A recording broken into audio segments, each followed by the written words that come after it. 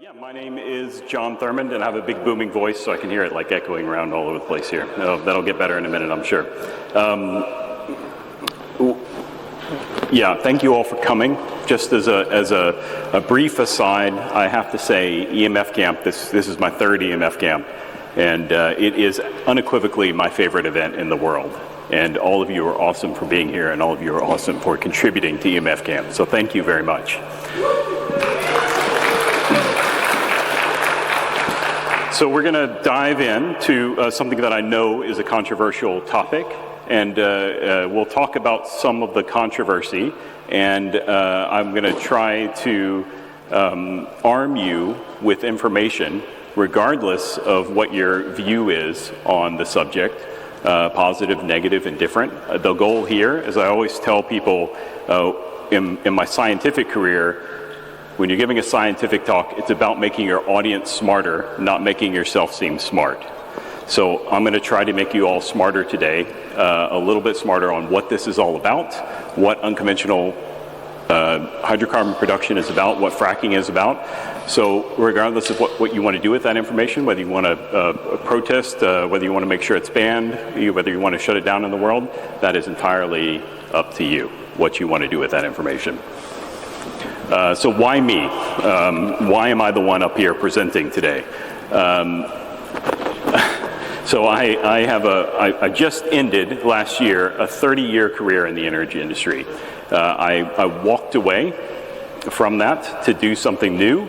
I haven't figured out what that is. I'm spending some time to just figure out what I want to do next. And that's a great luxury I have. I'm really grateful to be able to do that. But that 30-year career in the energy industry took me through several companies, mostly in research and development. I started an unconventional research program in one of the companies back when not many people had heard about it.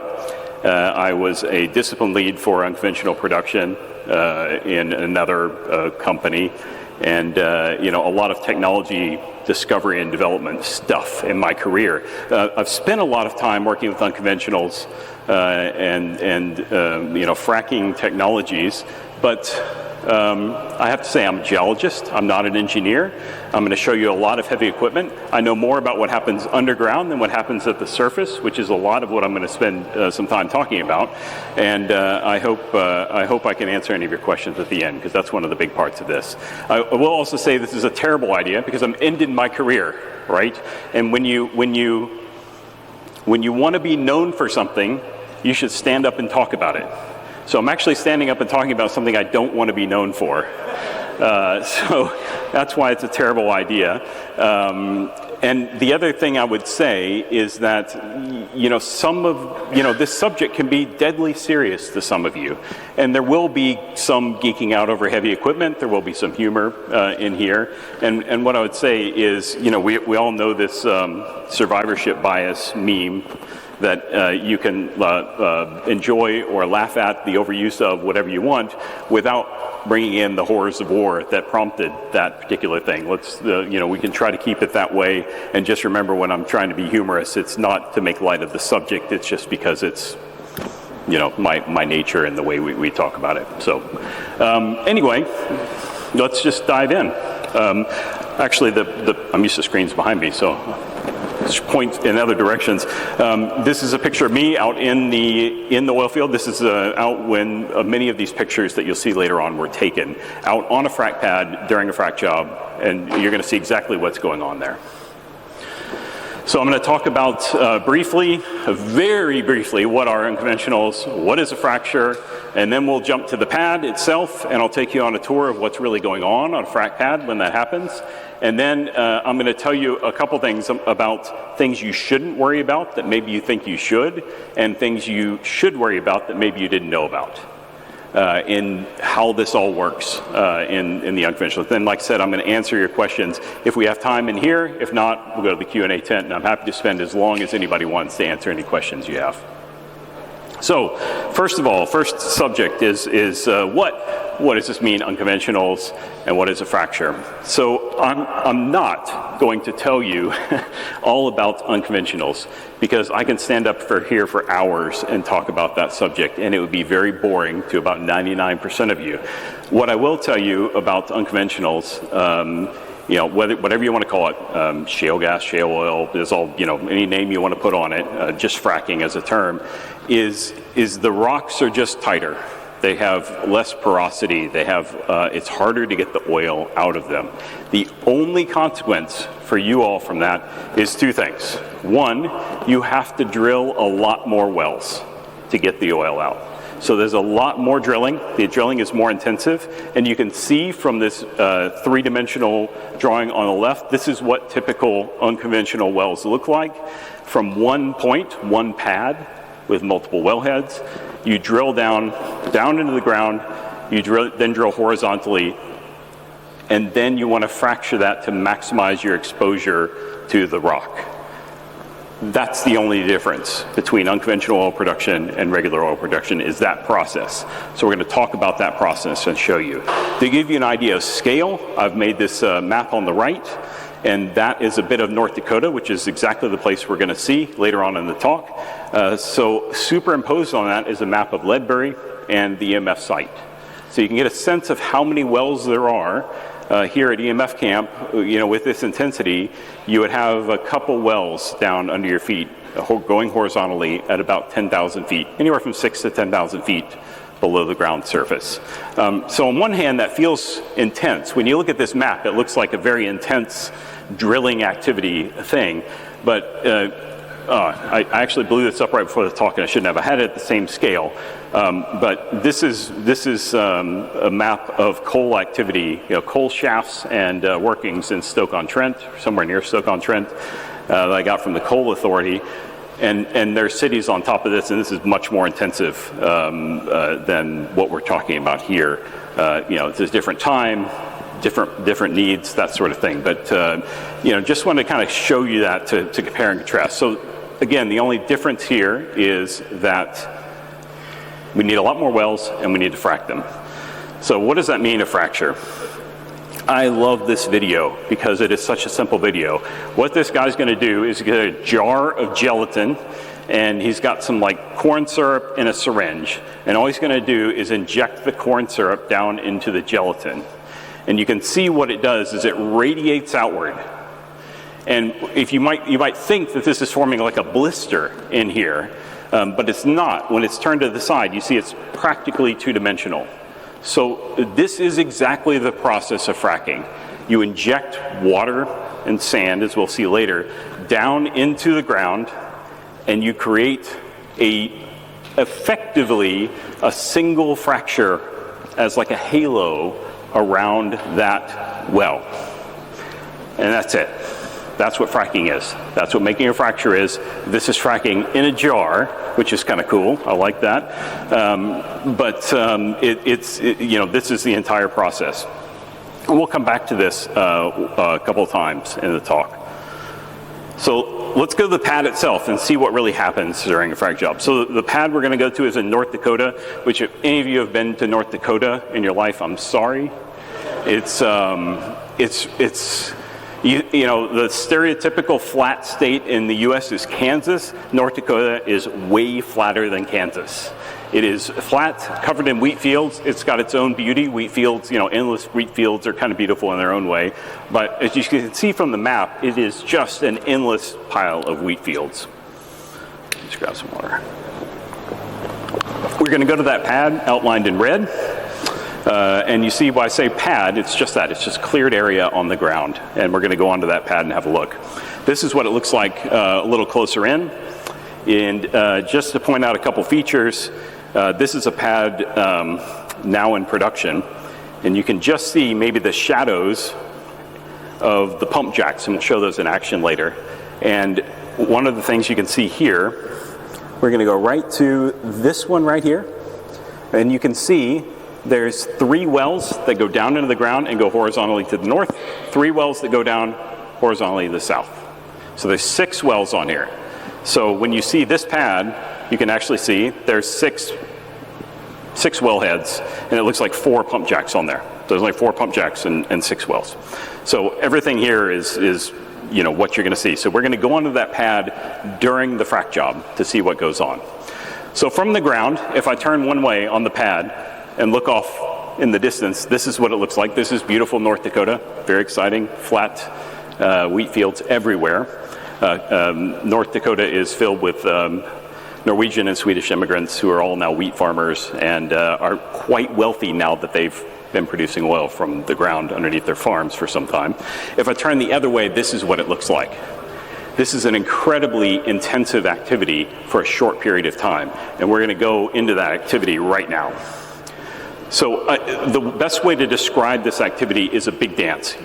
This is all very expensive stuff. You want to come in, do it as quickly as possible, and get out. So you can move on to the next one, do it as quickly as possible, and get out. So you're doing everything all at once.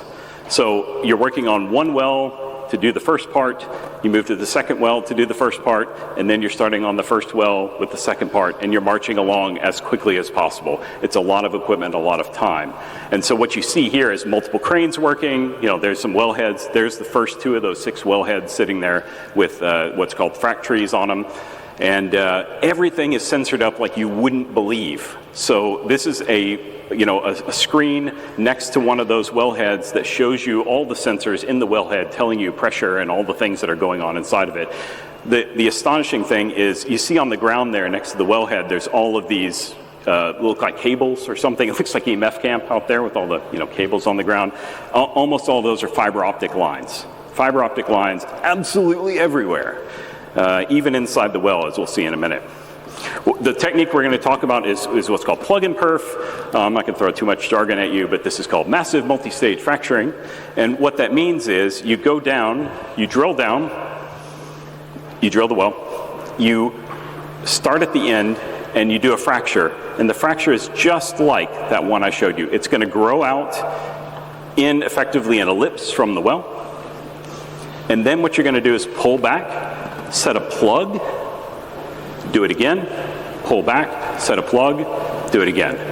So that's the plug part. What's the perf part? The perf part is the wells are lined with the steel pipe when you drill it, and you have to punch holes in the steel pipe to get through it to do the fracturing, because fracturing is injection of the water, right? Water and sand. So that's what we're going to do. Some of the technology is truly astonishing. I mean, honestly, I've been in the industry for 30 years when I saw this, and I'm still a little blown away by it. Each one of these, you have to set a plug. This is what a plug looks like. It goes into the well, and they do some magic to make it, this sort of plastic element in the middle squish. It's actually, if all these cables, electrical cables on here with the cable glands to make them watertight, it's very similar. You sort of twist it, and some elastomer expands to plug the well up. What's astonishing about this is not that. This is designed to last in the well environment 2 weeks, a week, depending on the plug. This entire thing, all the metal, all the elastomer will dissolve in 1 to 2 weeks. So, I mean, that is an astonishing bit of engineering to make the material, material engineering to make these metals and these complicated machines out of something that is then supposed to dissolve in a week. It's crazy, isn't it? It gets worse, actually, or better, depending on your perspective. The other thing we have to do is perforate it, right? So you can see this is a perforated case. This is the tube they put the perforation guns in, and you can see these holes are punched in it. So this has to punch through this. It then has to punch through the casing around the well, and it uses shape charges filled with high explosive in order to do that. So this is like tank round stuff, right? Punching through steel. And you do this thousands and thousands of times. So what this guy is showing you is he's got the perf gun. It's just on the other side. There are these little circular things where he's loading the shape charges. Each one of these that he's loading is pointing in a particular direction from the well, because there are fiber optics embedded around the well, and they know exactly where those fiber optics are, and they want to perforate not through the fiber optics. So you can imagine this is part of this dance. So while all of this industrial stuff is going on top, this guy's loading up and making sure that he's got all these shape charges pointing in the right direction over thousands of feet of well. I mean, the technology here is astounding, actually, sometimes when you get down to it. Frack water has sort of gotten less astounding in terms of technology in a good way. It's effectively just water and sand these days. So there are two ingredients. You got a giant tank of water. They used to use these big open air pits. They don't do that so much anymore. They use a big tank. And you can see these boxes here on the right side. They say, very creative company name, Sandbox. They're little like skips filled with sand, and they have to truck all the sand and all the water to the site because you need to mix that together and send it down the well, and that's what we're about to see. The sand is just sand. There's sand everywhere out there because that's one of the things they don't mind spilling too much because it's actually kind of good for the soil to have some sand out there. And what he's holding in his hand there is actually a slightly different frack material. It's called proppant, but it's all just sand or slightly fancy sand is all that's in there. You run that sand and water through a giant manifold, as you can see there on the right. I mean, this is the geeking out over stuff, into a truck, which is a blender truck. So, will it blend? Yes. I mean, this is like anything. This truck will mix this sand and water into a big slurry. And then it goes to the fleet of pumping trucks. So each one of these trucks here, parked along there, I mean, this is what it looks like. I mean, there's like, almost, I'm not counting them, but like almost 30 trucks, semi-trucks, with the biggest pumps you've ever seen on the back. All of those pumps are connected into this same high-pressure manifold side. And all of that pumping energy goes straight into the well. And it goes straight in the well, and you'd think you need a quite strong pipe to handle all that pressure. You do. But this is a dance, right? You need to do it here, and then you need to do it there, and then you need to do it there. So you can't be taking apart all the pipes and doing that. So this this pipe that feeds the pressure goes right on top of the frack tree into the well, and you see this crane and all these articulated joints. They can pick that thing up and move it to the next one and set it down and go. It's really pretty amazing how much technology there is behind this and how this evolves to do the dance very, very quickly. I mentioned the fiber optics down the well. There's fiber optics around the well, as at least one going along the entire length of the well for this one. What this is something called distributed acoustic sensing, DAS, which uses the fiber optic cable as a continuous sensor to monitor acoustically what's going on. They're listening to the fluid of the pumping, the pumping of the water sand down into the well, and at every perforation point. And they can see that on this graph to understand how much water and sand is flowing in at each one of those points, which is kind of amazing since you're 10,000 feet down in the ground. And quite far away from here. So everything is, when I mentioned at the beginning, everything's monitored. Everything is monitored. If you look on the right, there's all of these, things, how much proppant, how much sand they pumped, how much water, how much they don't quite know where it went, which is not very much. And all of this, sensor data to understand exactly where everything is going. So once that's done, once you've pumped the frack job, you do a little bit of stuff on top, and you go into production. It's a very fast process. You go from fracking to production in days. And what you do is you install pump jacks, and anybody who's driven through western U.S. has probably seen these nodding donkeys, as they're called. There are all kinds of words. They're just going up and down, and it's just a rod pump. It's just this doesn't flow on its own. Don't think about gushers or anything like that. You got to pump all of it up, all the fluids up. The one in the middle is a new one called a Rotaflex. That's starting to get used more and more. It looks maybe slightly more elegant than a pump jack, but not as distinctive. It would be really strange to drive by a field and see all of these Rotaflexes out rather than the pump jacks when you're sort of brain things about pump jacks. Okay, let's see here. Okay, so now I'm going to tell you what to worry about and what not to worry about. I'm going to do this in this order for a good reason, so please bear with me. I'm not going to tell you there aren't worries. There are worries. There are things you should worry about in this process. But one of the things I notice is a lot of people, when they talk about this, they worry about things that they really shouldn't worry about, kinda. Remember the gelatin and injecting things that we saw before? A lot of the fear people have is because they've gotten this from movies and documentaries and things like that, is if you make this fracture, that's going to contaminate my groundwater. These wells are at 10,000 feet typically. Your groundwater comes from hundreds of feet. And just physically, when you open up that individual fracture, a few millimeters, which is how much this is, you can very easily calculate how much volume of water goes into there and see how far up that goes. And it's not very far. It's like 1,000 feet. It's not going to come up to your groundwater, ever. That's not going to happen. You also see people, you've seen these probably documentaries of threatening executives to drink frack water and things like that. I will tell you, I would much rather drink frack water than the brines that come out of the well. You get salt water along with the oil and gas. We'll talk about that in a minute. And that stuff is really bad. The stuff that comes out of the ground, the brine that comes with the oil and gas, has some really nasty stuff in it, including radioactive minerals, nasty salts, all kinds of stuff like that. If you put a cup of frack fluid in front of me and a cup of production water in front of me, I would drink the frack water 10 times out of 10. It's really not that bad. It's better than what's in the ground in many ways. And the process of doing this is not very different than normal oil and gas production. Again, I'm not trying to sell you on this. You'll see in a minute. I'm going to tell you there are real concerns about this.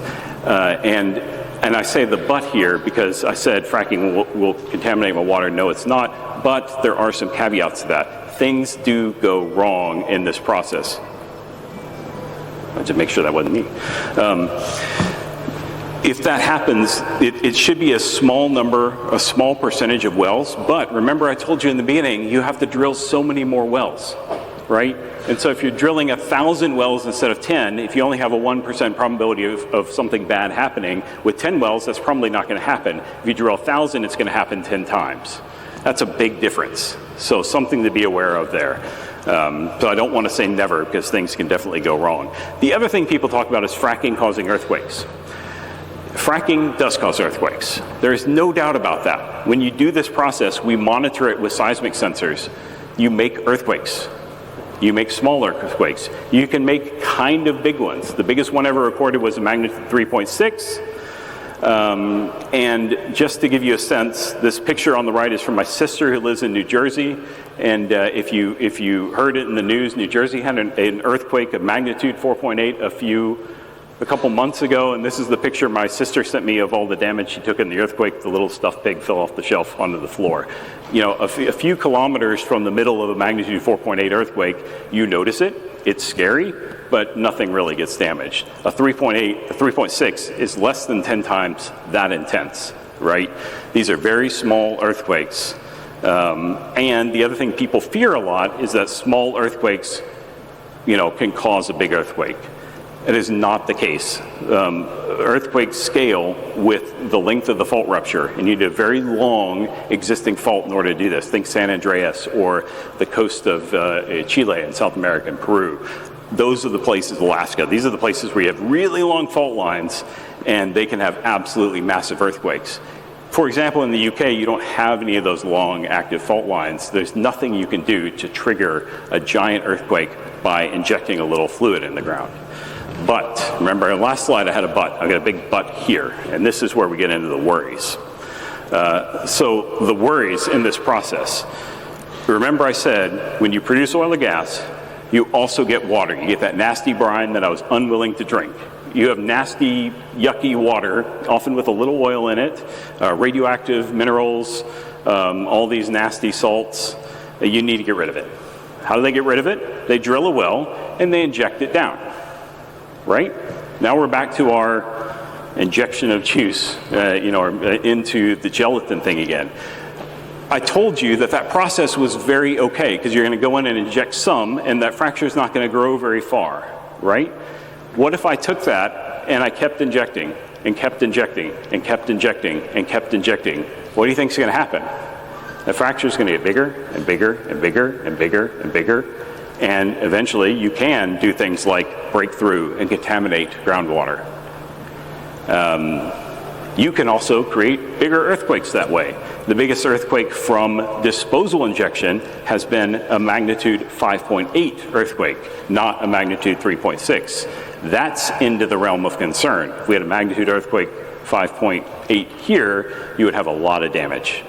So that's a real, actual concern, because you can, inject enough that you cause I'm trying not to get too technical here. You change the pore pressure of the rock and you allow the earthquake, the fault to move that maybe otherwise hadn't moved before.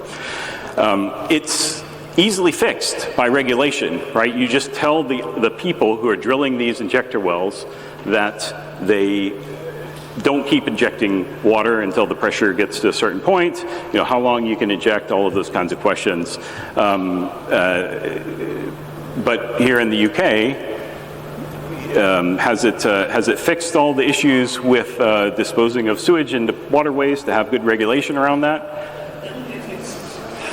Yeah, regulation is a really easy thing to wave and say that this is going to solve your problems, but when it comes to disposal wells, the way oil companies operate is they might dispose of some water themselves, but they'll often contract somebody else to dispose of their water. So a company will set up to operate these wells. They're running on the slim margins so they can maximize their profit. Are they always going to follow regulations? Maybe not. If they get in trouble, the big companies can say, oh, that was them, not us. And that doesn't do anybody any good. So, the thing I will tell you is this is absolutely the scariest thing in it, and it comes along with the package. When you're going to do unconventional oil production or gas production, you're going to have disposal wells. They're drilled shallower. So you look on that picture on the left side here, and you see the oil wells here. The injection well is shallower. The fractures get bigger. Worse stuff can happen. It's less well regulated, less monitored, all of these things. That's really the scary bit. And when people say they're reasonably afraid of fracking coming to their backyard, this is the 100% correct thing to worry about, is the disposal wells. Because I showed you that the production side of it is really not that bad. I'm going to show you some challenges of that in a minute. But this comes along as the total package. And so just in terms of terminology, one of the things that happens is people say, I hate fracking. I think it's terrible. And the scientists who know something about this were like, well, fracking's not really a problem. And you're just talking past each other, right? The problem is the package of all the stuff that comes along with unconventional oil and gas production, or any oil and gas production, that you may not want in your backyard for really good reasons. The other problem is the footprint. In a place like the UK, where you've never had oil and gas production on shore, you've got plenty offshore in history of that, but never onshore, you get a big footprint of stuff along with it. We saw these pads, which are not very big. You saw that sort of, how many pads there were in North Dakota in that aerial image. But you get pipelines, compressor stations, separation facilities. You get all this other stuff along with it. The footprint is actually pretty large. In many places that have had an unconventional boom, they already had all that. And it was actually sort of old, and they're able to revitalize it and use it. So that's seen as a net positive in the community to bring back that economic activity, all that. When you have to build it from scratch, it costs a lot more. It also has a bigger relative footprint to you. And that's a real concern, and so the other issue is you're geared up for a particular, you think about big B roads in the UK and things like that. Imagine a giant fleet of those semi-sized frack trucks, plus a fleet of sand trucks bringing sand all the time out to some rural location. It's just something that the infrastructure was never designed to handle. And in Texas, of all places, they recognized this back when the Eagle Ford boomed in the U.S., when there was unconventional boom there. And they recognized that these small counties that had the road budget to fix like one of their bridges suddenly had like all of their bridges needing repair in a year because of this boom of all these giant heavy trucks going over it. And causing the estimate of $2 billion of damage to the roads. So if somebody tells you this is a net economic positive to your area, there are real questions to ask of whether it really is or not, right? That's a legitimate question to be asking politicians or anybody who want to push this activity on you. Yeah, so those are really the two big worries in my book, is the water disposal and the damage to infrastructure. Both can be, the water injection can be damaging in a whole variety of ways, and this can be damaging in very concrete ways that affect people's daily lives. And of course, climate change is real and caused by humans. All the gas we produce, all the oil we produce has an impact. And it's very reasonable to oppose all this just from that standpoint. And I think that's all I need to say about that is, that's a legitimate reason to oppose this. So you could choose to disregard everything I've told you and all these worries and say, that's why I'm opposed to this, and that is a perfectly valid answer. But hopefully you walk away from here armed with a little bit more understanding and knowledge of what really to be opposed to. What are the pieces of this that cause damage? What are the concerns, so that you, if you do oppose it, can bring that forward to politicians, meetings, things like that, and say, hey, wait a minute, you say this is going to bring X and Y to our community, it's also going to bring these damaging things. As opposed to the less valid worries that a lot of people do bring, because this is such an emotionally charged subject. It's easy to wave your arms and say, well, it's going to create a big earthquake, or it's going to, the fracking is going to hurt my groundwater, and it's easy for the other side to stand up and say, no, this is not a concern, right? It's better to go with the real concerns of real damage and real challenges to make your points. So that's really why I wanted to tell you this, to make sure you're armed. Alternatively, if you think that this is a good idea, you know what things you need to address to make sure this is okay. And with that, I think I will stop. I don't know how much time I have. Oh, I'm done. Okay, so I'm done. So what I would suggest, yeah, thank you.